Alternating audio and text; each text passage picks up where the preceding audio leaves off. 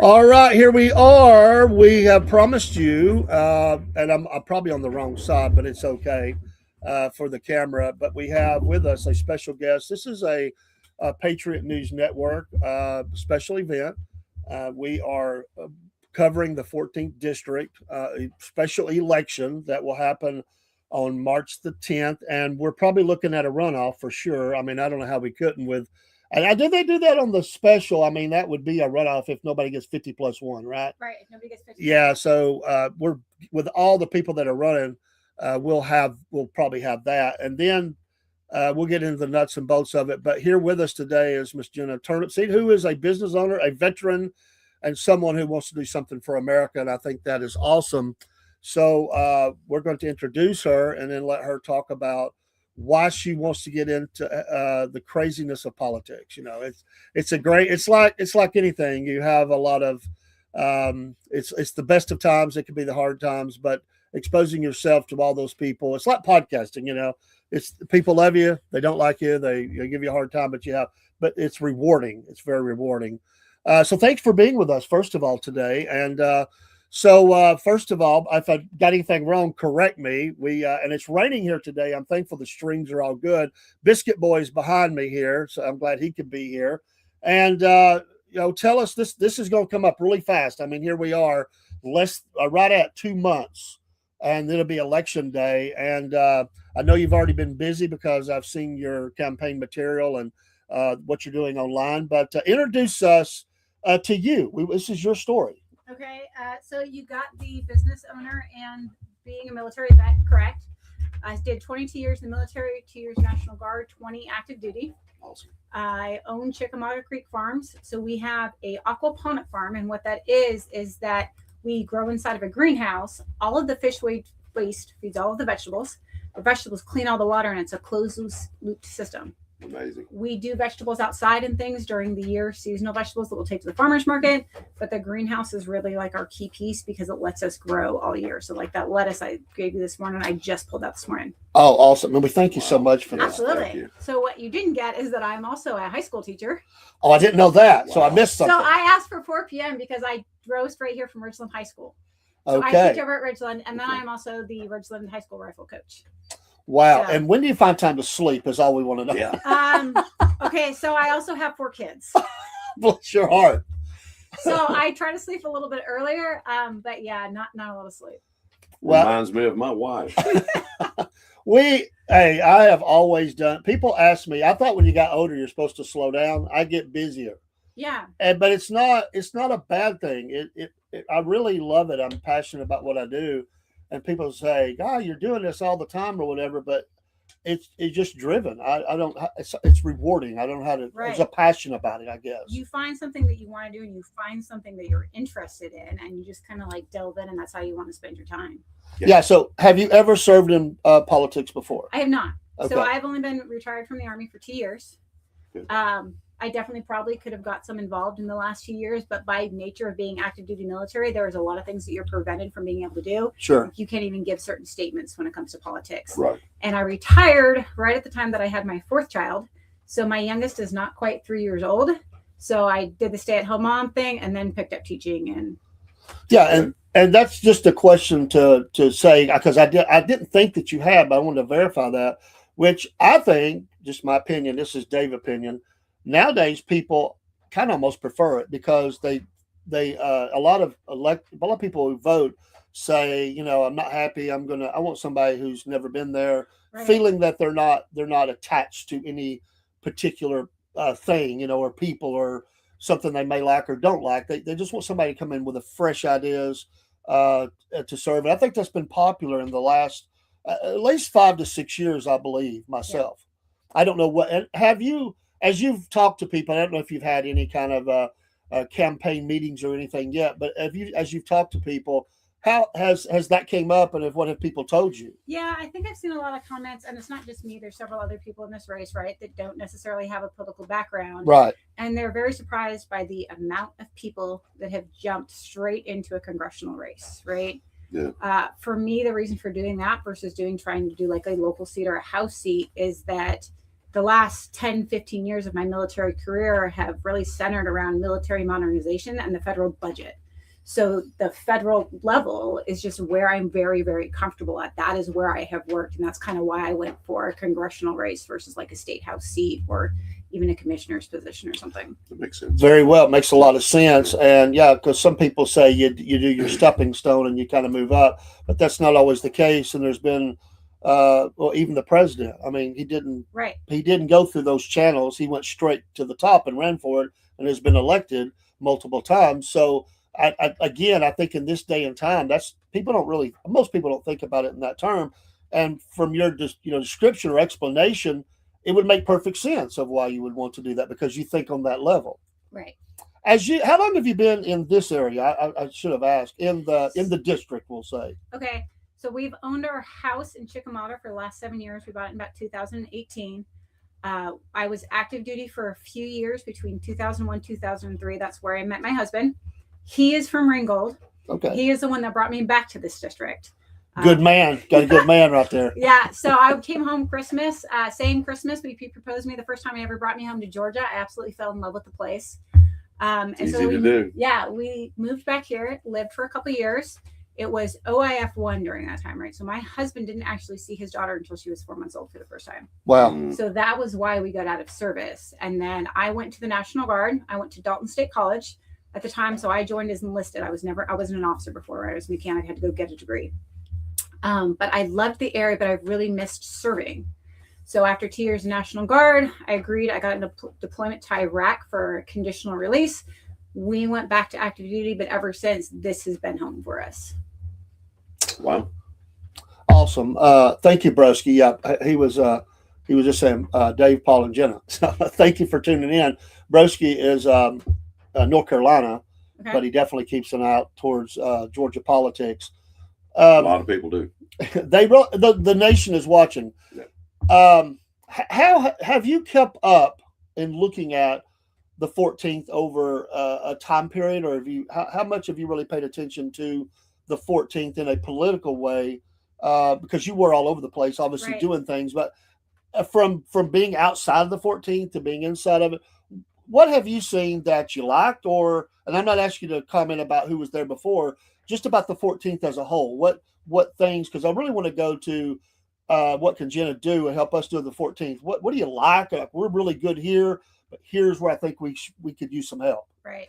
So I have probably kept an eye on the 14th since about the time that the 14th was created, right? So that would be this prior to Marjorie Taylor Greene's original election. And then obviously with the news media paid a lot of attention there. And I will say that is probably one of the best things that Marjorie Taylor Greene has done. Like the elevation of the importance of our district nationally is huge. Right. I love the ability that we have to make that input nationally and be able to know and be able to have a seat at the table. So to me, that's one of the coolest things about the 14th district. I think a lot of the things that we need to work on, though, are a lot of the things that are probably the same around the country. Education to me, obviously being a teacher is a big one, but a lot of that is going to be like what we call CTAE programs. So career, technical, and agricultural and educational programs. I have had the benefit of living in a bunch of different states. I've got to see really cool programs in different schools that my kids went to. And I would like to see like a larger precedence on that here. I think one of the other things I would like to see, and this is really personally for me becoming a farmer, and it's some of the way that the laws and the regulations overlap that limits small business. Some of the things that I've had to go to just to be able to have the farm and register are somewhere that I think we need a significant amount of improvement. Very nice. Very nice. What are some things that you saw? And I'm not asking again, not people, but you made a great point. I've said this before to people who have criticized the last few years. I have heard people say we're an embarrassment to the rest of the country. I say, no, we're not. Just because you may like or don't like what someone has said, 14th was put on the map. I mean, we are known worldwide, not just U.S. wide, worldwide. We are known. Everybody knows about this district. Right. It has a lot of attention on it. So that gives us a leg up. We don't have to sell who we are. Everybody knows who we are. So we have a benefit there. So this district has actually been really big on that even before Marjorie Taylor Greene. So I remembered, and I want to say it was Iraq, 2002, 2003. I was watching the news, and the SecDef is in Iraq, like taking questions from soldiers. And a soldier from the city of Ringgold stands up and is like, why doesn't my armored Humvee have any armor on the floor? Like, we're getting blown out from the bottom. And we always see these little news clips, military wise, anyways. And I would be watching it, and all of a sudden, it would be somebody that was from Dalton, that was from Ringgold. So it's kind of always had its little voice, but now it's like unified.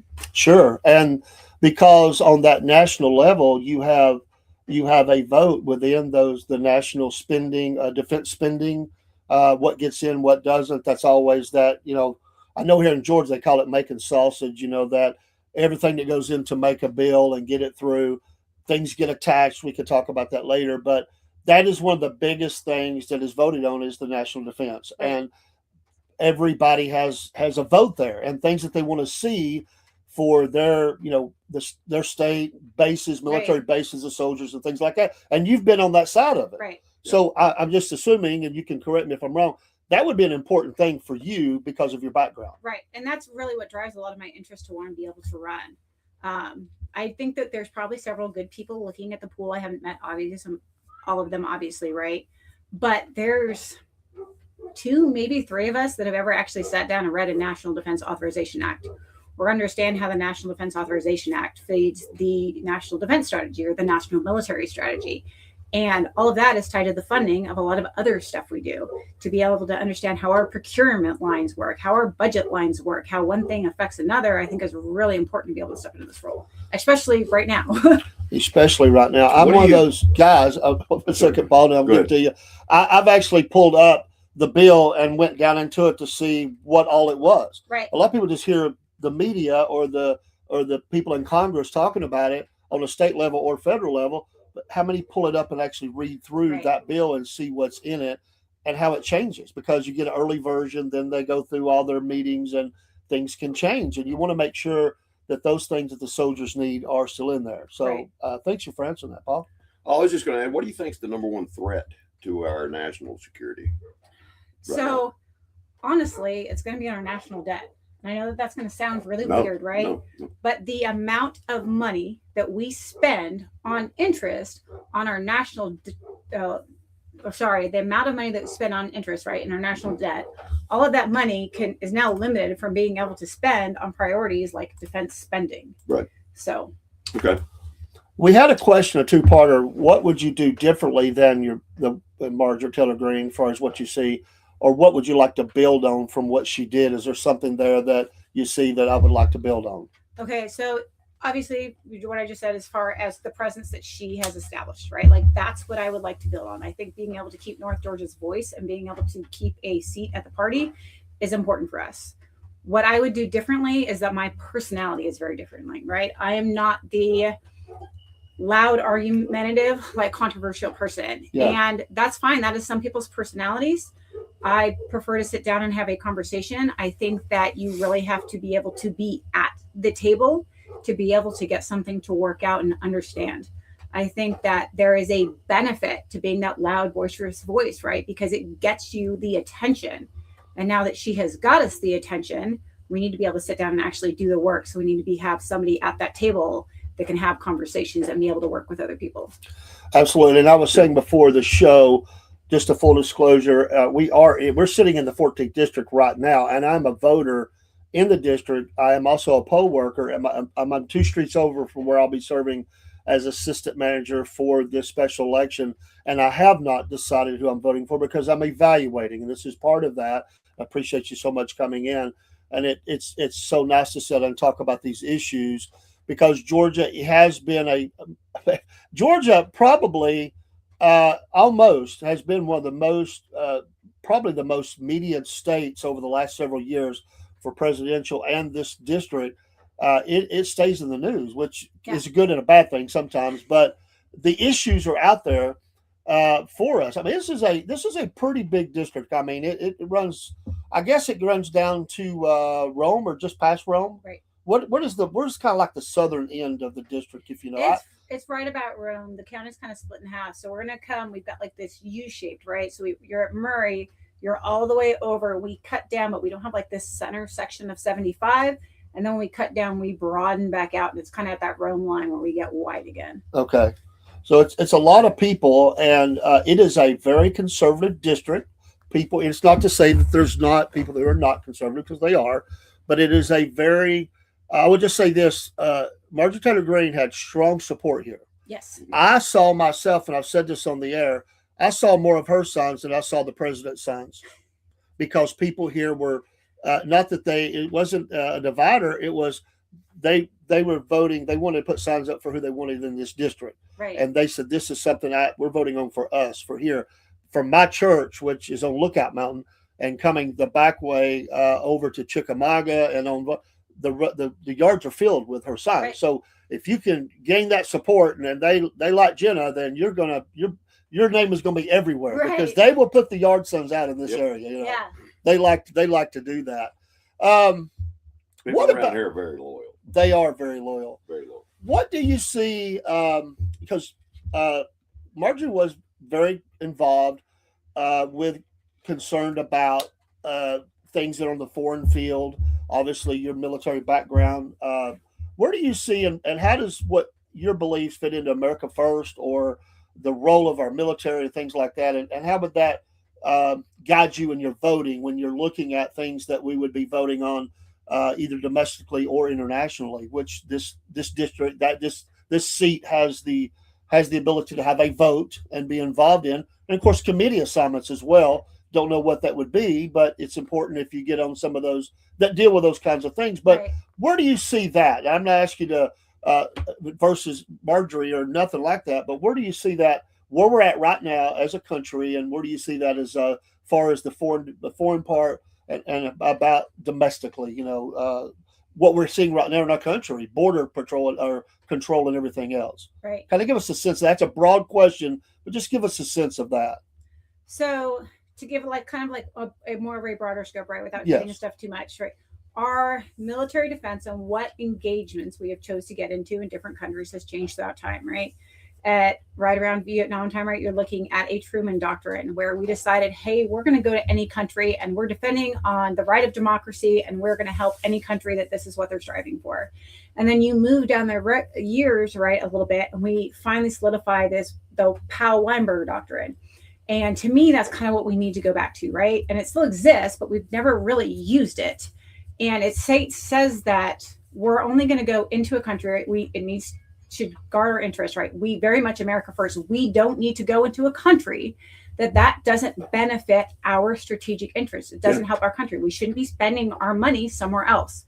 But in addition to that, and this goes where it's in line with the Powell-Weinberger Doctrine, we don't go in without a strategy and a reason and a check mark of we accomplished this, and now we exit.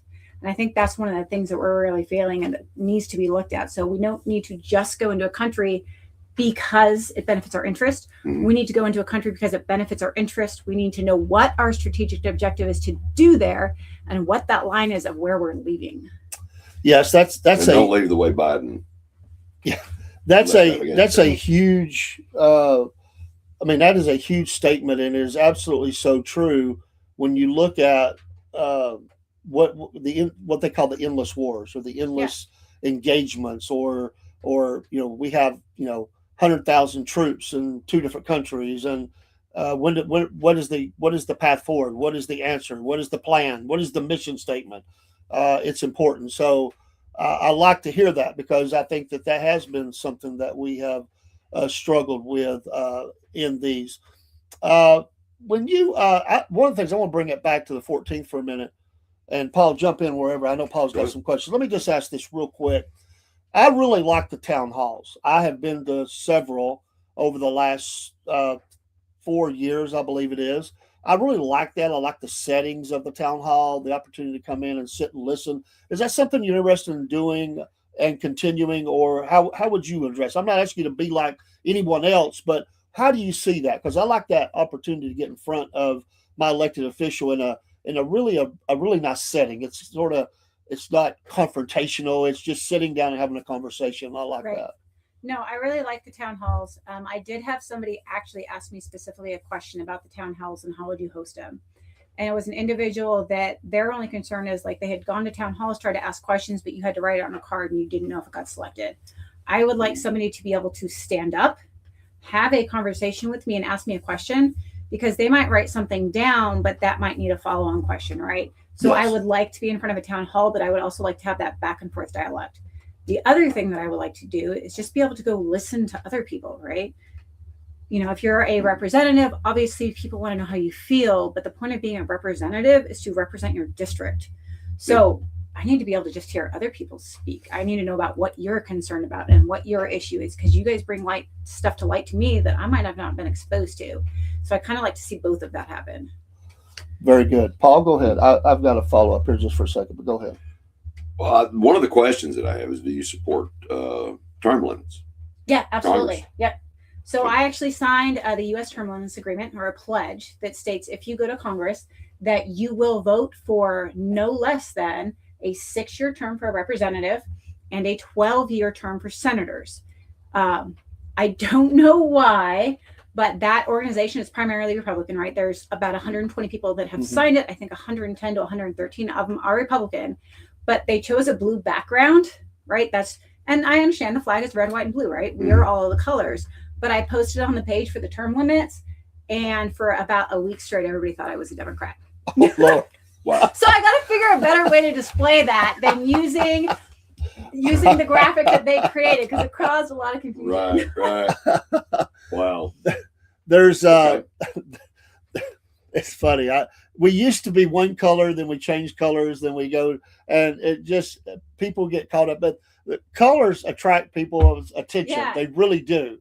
If you watch our leaders and the solid ties and the colors, and it's amazing. It really is. Yeah. But If you look at my signs in the yard, I try to put like a big red line under it, right? That says Turnipseed for Congress, Georgia 14. But the actual outline with the state is in blue with like the words in the red and the star. yeah, And it's the same thing. My sister's like, why are you using blue? And I was like, they look good together, right? It's red, white, and blue. And she's Yeah. like, I did the same thing in the announcement for this show.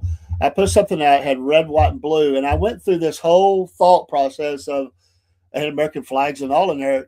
Do I have too much blue? I hate that we have to even think on those terms. I'm thinking, right? my goodness, we're concerned with colors and things.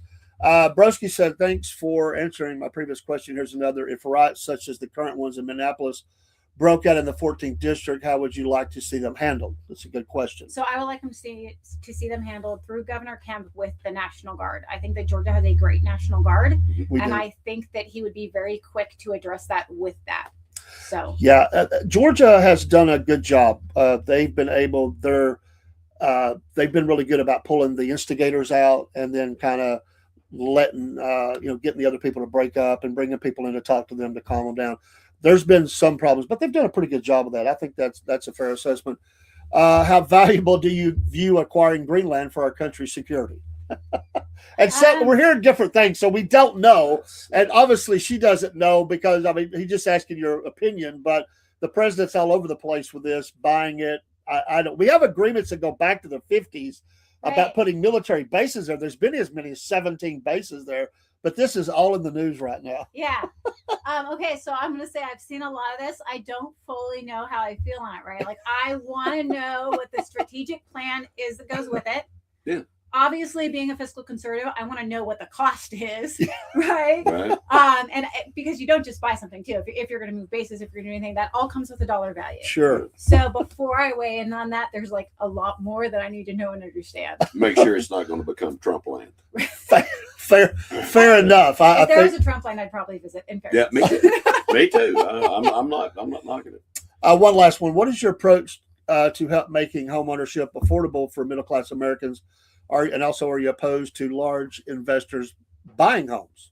So, a couple of different questions there. So, making affordable housing more affordable for the middle class, and are you opposed to large investors buying homes? So, a couple of questions there. So, yes, when it comes to large investors just buying large portions of home, I think that we already see a huge problem with that when it comes to farmland, right? They'll buy a couple acres, Yes. they'll develop it, and then that quickly leads to something else being able to zone next to it, something else to get next to it. And if they buy a large amount of homes, then they have this space that they can occupy. And then because they own so much of that territory, they can make more of an argument to change or develop it how they need to. So I am absolutely against that. And then when it comes to homeowners, I wish we had better programs for first-time homeowners. Now, I'm not gonna lie, like if I'm talking to a teenager in class, my first response is going to be, go join the Army, right? Yeah. Let's graduate, let's leave, let's have a job, because guess what? Now you have a VA program where you can have a down payment. That's right. So for sometimes I understand that economics is different the way it is right now. Right. We are in a very different situation. There are people that are 30 and 40 years old trying to buy a home, and obviously joining the military is not the right answer.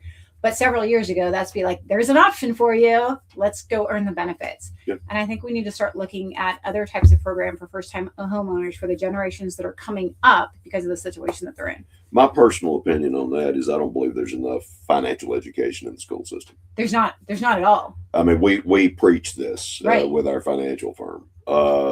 There needs to be more education, and let kids get started early, developing the proper habits of saving and investing and things of that nature, and know what their options are. Right.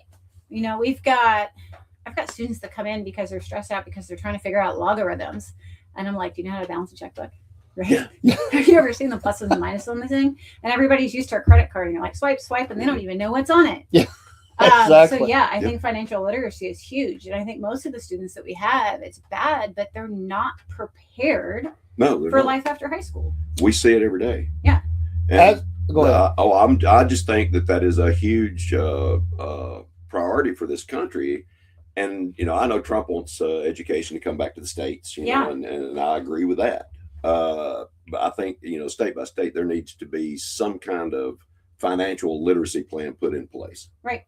To start I totally educating agree. our younger Yeah. people. And I think being able to put the education system back in the states is one of the keys to be able to make that happen. Yes. Because the state is able to establish a priority and say, hey, this is where we see problems and this is what we need to be able to fix. And right now Right. you can't do that. Exactly.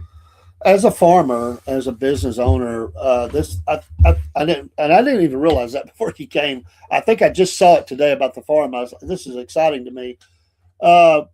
This district has still a lot of farmers. This is Right. People even here don't even realize just over the border how many farms there still are in Catoosa County, especially, which is a very growing county. But throughout the 14th, there's a lot of farms. Right. What do you see? What issues do you see with farming from your side of that as a business owner, someone who's in, having a farm, having a business? What can you do, and what things could you help to drive on that federal level to help the farmers? Okay. So the problems with farming could be an entirely another show. Yeah. Okay. Like an Yeah, entirely. yeah, another we show. got to have you back on that. But just an so- overview of a couple things that you Right. see. Okay. So it's going to be regulations and limitations, and that's across small businesses, right? That's not just farms. Right. So take our farm, for example. I can legally harvest vegetables, right? So I can cut them off a branch. I can pull them out of the ground, but I can't take scissors or anything else to it, right? So I'll do like a spring mix or something for lettuce, and I have to like harvest them all loose and be able to put it together because I can't touch it. You have to have a licensed food service kitchen to be able to do anything. Now, on a cottage food license, I can bake your food and I can give you baked food because, right, it's shelf stable, whatever, Right. but I can't legally cut my lettuce with a knife, Wow. right? I can't legally, like, we have a really good salad that we eat at home that's got like 2 different kinds of veg or salads, and we put cilantro in there. Right. I can't chop that up and sell it as a salad mix because it goes in the refrigerator and not on the shelf. But I can crack eggs and mix it in a bowl and bake it. Wow. Well, that makes a whole So lot of that's the whole sense right thing. there. And then in the state of Georgia, we have this great like land conservation where you can get a tax reduction Mhm. if you keep your land agricultural. Okay. So before I decided to run for Congress, our farm has been working on converting a barn into a market. And I'm really excited because this is like the goal is to have this be a fully Georgia grown store. Right. So we Love it. have a lot of local vendors and things like that, but then all the different craziness we're able to get from out of Georgia depending on the specialties. For us to be allowed to sell not just our lettuce, but to be able to sell like the neighbor's meat from down the street, even if the farm's across the way, we had to pay to break our agricultural easement, despite the fact that nothing changes. The farm is still a farm. We're selling agricultural products, and we only converted a barn that's already standing. We didn't add a building or anything. So Wow. we had to pay back twice the land conservation savings for every year that we had the easement on the property to be able to do that. That's lunacy. Wow. Yeah. Yep. And that has Wow. been a problem that at the president in the first term talked about deregulation of some things and the crippling of small business Right. and not being able to do the things you need to do to have a business. Yeah, so this is, and I know we're getting a little bit No, back that's off okay. topic. We can jump back, but so this is where my huge desire to be in Congress and work with a lot of the national budget and stuff, right? So one of the easiest examples that I always try to give everybody is it's not just business, right? This layer. There was a point in my last assignment where I had to move a Connex. A Connex is like a military shipment container you might see on the back of a railhead. It cost $2,600, right? $2,600 to move it from here to where I needed it to go. The credit card limit to be able to swipe and pay a vendor is $2,500 if it's a personal service. And if you're moving on a truck, it's considered a service, right? Versus buying something. Right. But I can buy something for 10 grand, but I can't pay a service more than 2,500. So I was required to write a contract. Contracts in the military take an average of 12 to 18 months to achieve. Wow. They have all this additional layered paperwork. All these people have to sign it, all these approvals and things to go through. Yes. And I would very easily and safely estimate that there was about $20,000 of labor that went into this action of writing a contract to try to move a container from here to there. Now we got really lucky after about like 6 months of spinning our wheels. Somebody else had a truck that we were able to call and we were able to get another unit to work with somebody else to get to move it. And we saved it. But I mean, it took us 6 months to find that solution. And the correct Army answer was to write a contract and waste everybody's time and effort. And that's where my big thing was the budget is. There's so much more that we could do. There's so much more that we can have if we just change the structure of the way we would do things. Yes. What was the moment that you said, I need to go into this race? Was there a defining moment, or was it a series of things that you said, I want to run for this seat? So the defining moment was literally the second that MTG resigned. I'm not going to lie. Okay. I've always been interested in it. I've always, just because of the impact that Congress has on the military. There's, besides budgets, there's different regulations in the way that things that we do, and the authorizations to change or fix it in the military is in Congress, right? Anything you want to do, the right answer is Congress has to fix it. Okay. So my desire to be there has always existed. We had some different conversations about the race and stuff coming up, and I was in Florida with my daughter, and my mother texts me and she goes, did you see the news? Right? MTG just resigned.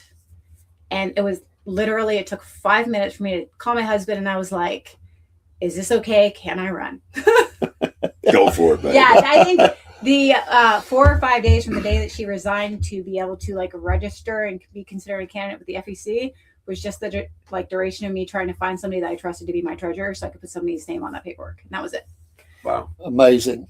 That's great. I like that. I mean, because for some people it may be a series of events that happen. They start kind of warming up to the idea. I mean, right away you said, I want to do this. Now, okay, I will say that was probably not my better interest because I'm learning a lot about politics. Why I did this. No, I did not stand up and run with a huge team, because most people are going to have all their ducks in a row. They're going to make sure they have that team. You have a fundraising manager and a campaign manager and all this other stuff. And I literally hit go, and I'm trying to figure it out as I go. So I'm currently the poor unfunded candidate in the race. Well, but that's okay. Well, you know, and I was telling people the people that do the voter surveys and they educate you Ballotpedia or wherever it's at. I mean, I've actually been involved with some of that in the past where we would evaluate candidates not in our district, but could be like I've done South Georgia before, or I might be doing, I don't know, West Virginia. They give you people all over. But one of the things we look at is you look at their campaign, their website, their literature. You kind of grade that, kind of what it was. Is the platform clear? You know, you look at what money they've given to other people or causes or something, and what money has come in. And when I pulled up the one, I didn't see any money coming to you. I was like, well, maybe they haven't declared that yet. So no, so we actually haven't had declare for the end of last year, right? You haven't until January declare last year, and you don't have to declare if you haven't raised or spent more than $5,000. I made it through 2025 without raising $5,000, so there will still be nothing on the beginning. And however, when I pay the filing fee on Monday, obviously I will have spent more than $5,000. So at that point, we will have hit the breach to be able to file. So yeah. And then I know on one of them, I don't know if you've seen it, they will, I'm sure that all of you will receive it. One of those sends a survey which is pretty nice. It just hits major issues and Yeah. stuff like that, which I think it helps gauge the it helps gauge how that person, how they feel about things personally. I will say this, and doing a lot of these, I mean, I have done a lot of candidates and give them a grade. And what we grade them on, and there's a lot of people involved, there's a lot of layers to it, but it's all the way from very liberal to very conservative and all points in between. I was amazed in looking, because some people you have nothing on. There's nothing. Mm-hmm. Well, it could be a person who's never served before. It could be that they just haven't, for some reason, there's just not a lot there. And they don't say a lot, Right. So, but they've not voted on anything, or if they have voted, we'll look at that. But we look at their social media, Mm-hmm. and it is amazing to me how bad some of those social medias are, because we are driven by the phone and picking it up and looking at those things. And I noticed on yours, and I was telling Paul can swear to this, is before you got here, I said she does a good job with at least social media, because every time I pull up my phone, I seen you pop up. Now, Okay. probably because I had sent you a message and stuff, but it was continuing to come up and your message there. And I've only seen one or two others that have done that for me. Right. So they've not.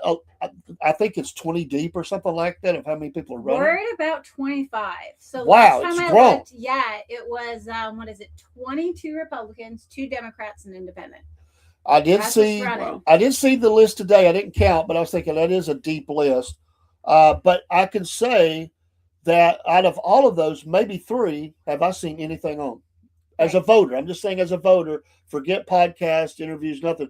Just as a voter, I've seen 3 that have came in somehow to me and I know people are maybe just now really hitting it hard. Yeah. But that would be mailers, that could be social media. You see an ad pop up on YouTube or wherever. Right. I don't see that. Yeah. So I'm sure that will change. A lot of money is going to pour into this. Yeah. But I've told people it's game on now, because the date's been announced and the filing and all that. So this is going to kick in pretty hard. Yeah. This the crazy season, or what the silly season, or what they call it. But how do you see that? How do you see your campaign? What do you see as important for you? Because it's such a short time. You don't have long to really do a lot. But what can you do in that time, campaign wise, that you think will really share with the 14th who you are and why you're wanting to run? So I hate to say it, right, because I don't want to just be labeled as a Facebook candidate. But with the amount of distance that we have to cover and the amount of people that we need to be able to talk to, that's going to be a lot of it. I have had plenty of people that have sent me a message, right? Like, this is important to me. How do you feel? There's one guy that sent me a message 2 days ago. I haven't opened the message yet, but it's because I don't want to forget and get back to it. But I try to sit there at night and be able to answer them. And that might be the easiest way to be able to get a hold of voters. Any opportunity that I have something to do like this, where it's a podcast where I can talk to you and other people can chime in. I would love to do town halls, but I also have to find people that are willing to host me. And then you're also looking at everybody's schedules. And if it's something at 7 o'clock on a Monday night, how many people can come out? Or if it's Tuesday at 10, nobody that works is going to be able to show up. So I want to get out as much as possible. Anything that's got a GOP candidate we're hosting, come talk to us. I am going to try to be at. I think there's 2 or 3 that I do have to miss because of rifle meets. But Facebook, I think social media, as odd as that sounds, is just going to be the easiest and the cheapest way to get a hold of people. It is. Most definitely. I've been approved for text messaging. So sorry, they're coming. So I can actually be able to text people and get a hold of them within the district. And I have learned that is the cheapest way to be able to send anything out. Yeah. We do not have a campaign fund that's going to allow us to do mailers. So if you ever get a mail from me, something changed and it's great. Awesome. But yeah, it's going to be text messages. It's going to be social media, and it's going to be just trying to answer questions of people that have them. The good thing, I think, on this point, and I have no data points to it, it's just my own opinion, is that probably for what you chose is the best. And the reason I say that is this district is, and the people that show up at the town halls, they're the 50 and up. I mean, because of the baby boomers, there's a lot of older voters in this district. There are a lot of young people, yes, but the voters that are older, if they have social media, not to say they don't have a TikTok, so don't send me letters. I'm sure you do, but they have Facebook. Yeah. And they see that, and it's probably the most beneficial that you would be able to do, and it is quick, and you Yeah. can just do things so quick with that. So I do have one more question. Speaking of the elderly voters, what changes, if any, would you make to the Affordable Care Act, Medicare, or Medicaid? Okay, so when it comes to elderly voters, that's going to be different, right? So the Affordable Care Act and the subsidies that basically go along with that, I do not support. And it's because the subsidies get shifted from you being able to pay for it for you having to pay for it. And I don't think that that's fair. Yeah. Right. When it comes to Medicare, that is something completely different. I think that that is really what has to be able to be fixed to be able to help seniors. Yeah. So if you look at the cost of Medicare for all seniors, it's roughly $140 billion a year. Okay. So this goes back to the problem with the national debt and what we can afford to do. Right. The amount of interest that we spent last year on the national debt would pay the Medicare cost for all of Part B and Part D for 5 years. Essentially, Medicare would be free for seniors. I want to see a lot of healthcare changes happen, but I think that Medicare is something that we need to reduce the cost for seniors, right? We need to find the money within the government so that the annual fees are not the same. But people that have worked and paid into that, we need to find a gap. Maybe it's age 50, maybe it's age 55. Right. That Medicare program can never change for them. They have to have access to it because they rely on it. Yeah. And any new systems that we change need to impact our younger generation so that they're earning whatever goes with that. And there is a million ways that we could pay to cut Part B like in half. Yeah. I think that's one of the biggest things with affordability too, right? If you don't have to pay for all of the Medicare premiums that you're paying for, if that's half, you've got some money for something else, right? Exactly. Stick $5 in your granddaughter's birthday card, not. So how do you feel about, there's been talk about abolishing the IRS and going strictly to a tariff, Right. As far as income, Right. Goes. How do you feel So about you're that? always going to have some form of the IRS, right? It's the Internal Revenue Service. Right. We're always going to take in revenues, even if we're taking off tariffs, off revenues. We have a revenue service. Mm-hmm. I love the idea of some kind of, if we could be it all tariffs, if it's a flat tax act, some form of the sales tax that reduces the IRS, because for the IRS, we're currently paying about $12 billion a year just to operate it. And that is to collect your money, Mm-hmm. right? Enforce the way you collect your money and then give your money back. Because I think it's like 490, almost $500 billion that we gave back, right? And it's not that it was a government benefit. Right. That was the money you gave in the first place. Yeah. They took it, they paid you to process it, and then they give it back to you. And it's a waste and of you money. get no interest Right, off of right. it. Yeah, So, exactly. and there's so many different ways that could be structured. Right. I And agree there's with that 100%. and that's the thing. There's a million different acts and operations. And I don't think that we have anything that's concrete or perfect. Like I said, I love the idea of the Fair Tax Act. I think there's other things that have to be considered to make it correct. Right. But there is so many more different options that we could have that would be better by income tax that now everybody is paying their fair share. And I think we need to figure out what that is. And going back to the military, because your military background, I want to tap into that. Where do you see our military now, and what would you like to see? Is there things that needs to improve? That's probably a whole deep subject. But if you were to take 2 or 3 things, I Right. could spend a couple hours. yeah, I on know. myself. What do you see from Okay. your perspective? Because I'm not serving the military in a long time, but Right. I'm a big supporter. We both are of our military. Right. Okay. So I don't know if you can tell, but right, there's a huge smile on my face now at this point. We are in the right direction. So I love Pete Hegseth. Yeah. And I love that everything he's doing, right? Yep. So he has taken, we talked about these layers of bureaucracy, like the contacts, right? So many people have to sign it. When we've aligned these commands that we've recently done, like the transformational command, right? We have now, we've reduced positions. So we're paying way less general officers and field grade officers and all these people to do this paperwork, but it's going to be faster. I love when he has changed the fitness standards. He has just changed height and weight standards. And if you're not in the military, it might not be like you really understand the impact of this, but it used to be that we would tape somebody to check their body fat percentage. Okay. And if they didn't meet something by a tape, you're looking at being discharged. Well, this tape standard was created in the 70s. And especially for women, it was created when everybody looked like me, right? They were a lot younger. They were like their mid-20s, right? But they were built one type of build. We only had like one type of, it didn't matter if you had a skinny neck, which some of the different like ethnicities and geographic types, depending on where your lineage comes from, or women with big hips, it just automatically you were out. I had a soldier that paid for a water assisted lipo because he wanted to stay in the Army because he didn't meet the tape standards. They were able to take a half an inch off his waist because he was Samoan, right? He was a big dude. Yeah. So that implication alone, like he's addressing all of the different standards. I know that there is a lot of heartache about him wanting to look at the fitness standards when it comes to women to be able to different combat jobs. You've got to be able to operate at that level. Yeah. And okay, our authorization to allow women in combat has only occurred over the last couple of years, but let's face it, they were doing it anyways, right? Yeah. I did a female engagement team in Afghanistan with an infantry unit when we weren't allowed to be there because we were able to write it as I'm here for this, but I'm out doing this. But you didn't go if you couldn't meet the physical standards. Right. I also like a lot of the things that have been taken away.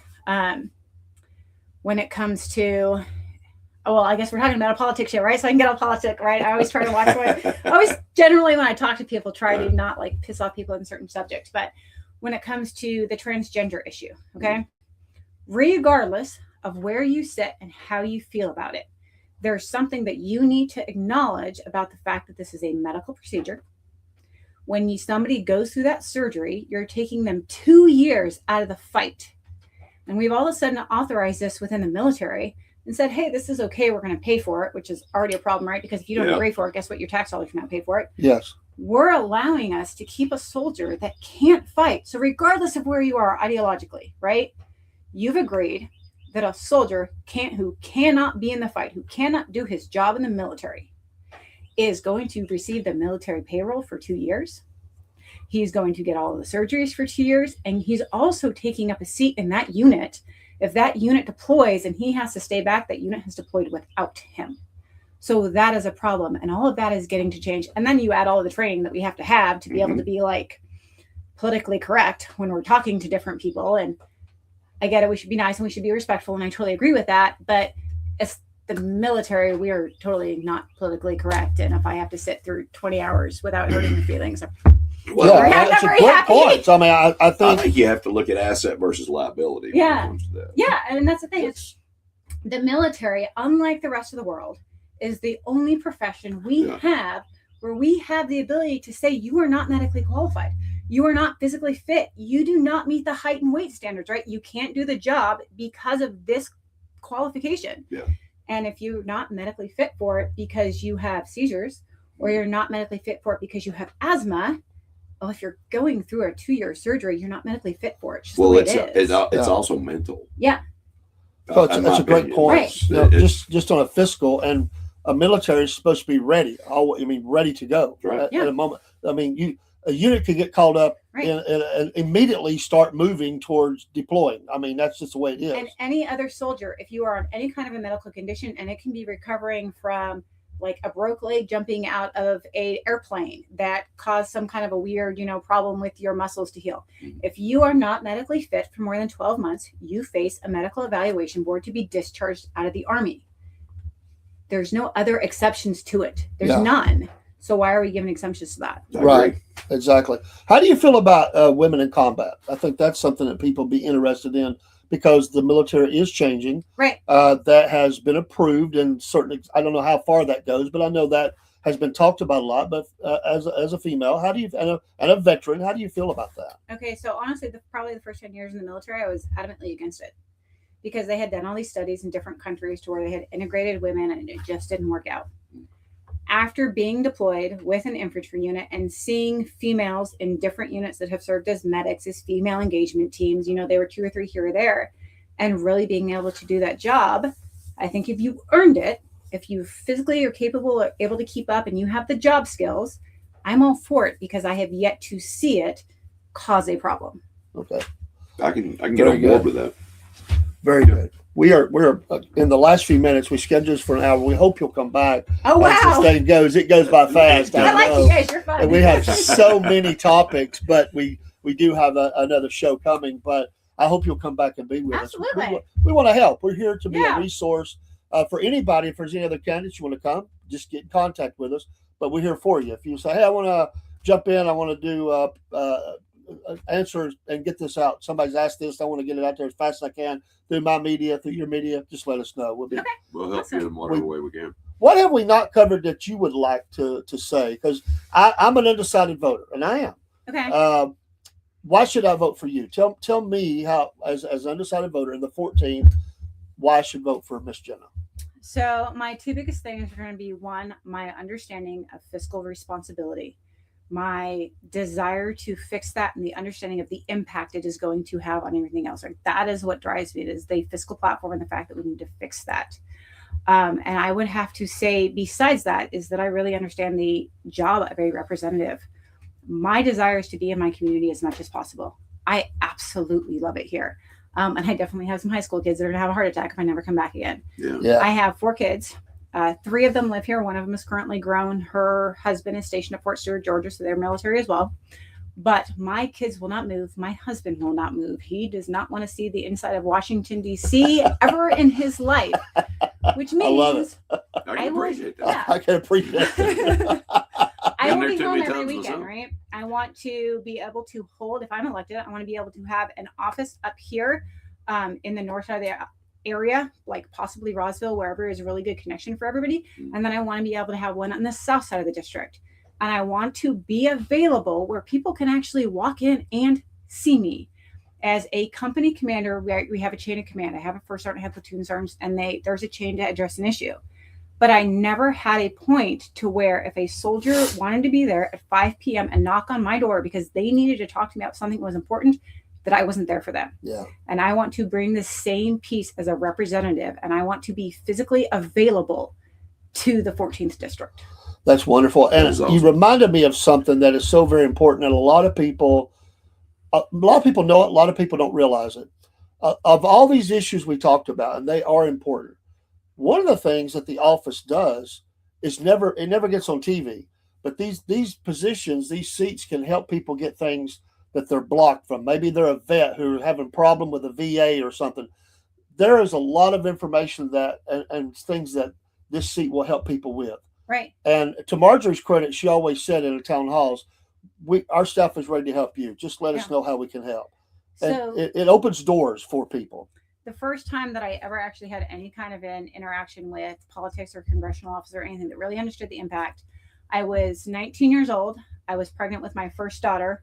My husband was deployed to Iraq, and I wanted to go to where my mother was in Oregon to be able to deliver, right? So that I had my mom's support. And my unit was like, no, you don't need to go. We're here. We can help. I called my mom crying, right? I'm a 19-year-old girl, first child. And she's like, is there anything you can do? And I was like, yeah, call my congressman, like not thinking that this is a realistic option. This is probably 6 o'clock at night. She called my grandpa, who called my congressman. And when I showed up at 7 o'clock the next morning, there was a congressional inquiry on my battalion commander's desk. And he was required to allow me to go to my mother's house to be able to deliver my daughter. Awesome. So that's the impact that I want to be able to have, because you can help everyday life. Yes. And people are frustrated. It helps again. It opens doors. They know people. They can talk to people, and this is the way it is across the country. I remember, I will say, and I'll say it quickly. I was never a fan of Ted Kennedy, but Cal Thomas, who was in Washington for all those years as a Christian reporter, he said, I have watched him help so many veterans and stuff. He said, we don't agree politically at all, but what he does in the office is he is helping people. And his staff, and a lot of times you're dealing with the staff. I get that. But that office, that staff is helping people get things done. Right. And I think that is one of the biggest benefits of having a veteran in office, is because we serve with people of all political ideologies. Mm-hmm. And it doesn't matter what you are when we are in combat. It doesn't matter what you are when we have to get a mission done. So our ability to work and talk to somebody else is, I think, significantly more profound, because we have that experience. We've had to work in it before, and we're able to do that again. Real quick, because we are around out of time, Roski's asked, do you believe that retired people should be exempt from paying property taxes? And I know there are some of that in our state. I don't remember the age that it is. You remember 75 or something like that? I don't think they charge after that for that. Any thoughts on that? So I think it's going to be more of an age limit than a retirement limit, because I retired at 39. from the Army, right? So there's a difference between somebody who's True. retired at 39, somebody's going to be retired at 72. I do not think that somebody who is retired should have to pay income tax. I agree. And that is actually the thing. So the Georgia is really good. Georgia this last year has actually passed a law to where military retirement pay is no longer subject to income tax. I do not think that any retirement pay should be subject to income tax. See, I'm sorry, I disagree with the income tax altogether. But that's a I story for a agree, different day. But right, we have to fix it. We have to find a system to fix it. exactly. Those We don't are- have that yet. Right. Those are great things. What about a couple quick things, just real quick, and you can just hammer these. The what we're seeing in our country is a lot of concern about, and Broski brought it up. Some of this terrorism, domestic terrorism, Islamic terrorism. I don't know that Georgia has faced a whole lot of that, but we have seen a little bit. Any thoughts on that from your role as military to what our country may be experiencing right now with that? And not just them, but there's others as Right. well. So I strongly support going back and re-vetting any visas that we've issued since 2001. For those that don't know it, right, because we also have a lot going on with the immigration issue. There was at one point a time to where a soldier could be able to, or an individual could be able to earn their citizenship by serving in the military. We lost that. And we lost that because we actually had an issue with individuals that were coming over on visas that were not vetted, that were enlisting in the military, that were getting in without an FBI check. And we found out that we were enlisting people that were on the terrorist watch list. Wow. So if we were putting them in the military at this point, there's obviously some indication that we've brought a lot more into the country. And it's not against anybody. It's not, right, you came from here, you're not a great person because you come from this, but it is important for our own national security. And I think it all needs to go back and be vetted. Very good, very good. I think a lot of people have also read The Art of War, and they know that destroying something from the inside out is the easiest way. It takes more time, right? but But you over time. really destroy it Yes. from the inside out. Hey, thank you so much. We are out of time. I appreciate everybody that's watching. This will be airing again and again. We'll keep putting this out there. We hope you can come back and be with us. And thanks so much Absolutely. Thank you. It's the guys for first having time me. podcast. We've been having first I this year. survived. You survived. You were on the hot seat and you did a great job. And thank you to all of your friends that may see this and help spread it out. I mean, that's how you can help her with this, is take this and just share it out wherever and get your messaging out. And we'll try to get her back as things get a little closer. We appreciate y'all watching, and this is going to be fun. There's going to be a lot of activity in this. I didn't know it got up to about 25 people. That's absolutely crazy. I don't think I've ever seen, in my time in working with elections, I don't think I've ever seen that many. It's like the president or something. I mean, when they run, there's always that, there's like 50 people run. I mean, Yeah. there's always the porn star in California that runs. There'll be the entertainer that'll run. I mean, you get all that. So not saying any of those are running in this, but it's fun to talk politics. And I appreciate your military service again. I Thank do. you. And teaching. Thank you. And teaching. We didn't get that. There's a whole lot more we could dive into in teaching and education. And we'll talk about that next time, maybe. Take care, Dave, Paul, Jenna, and we'll see you next time. Be careful out there in the rain tonight in our district. High winds, rain. Be careful out there, and we'll see you soon, okay? All right, get your phone. There it goes.